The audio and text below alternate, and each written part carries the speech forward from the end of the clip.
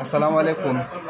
الطاف ورور ته پېښور ته څنګه راغلی وې؟ چا رالېږلی وې علاج دپاره او څنګه د طریقې سره ستا علاج وشو؟ بسم الله الرحمن الرحیم.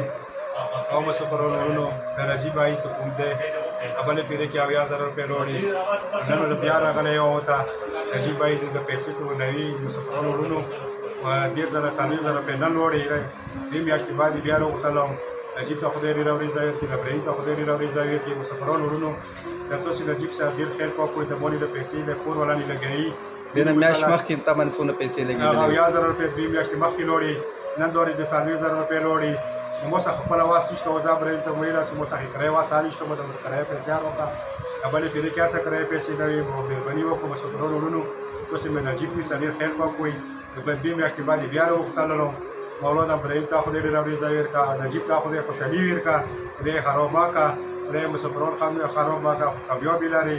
السلام علیکم.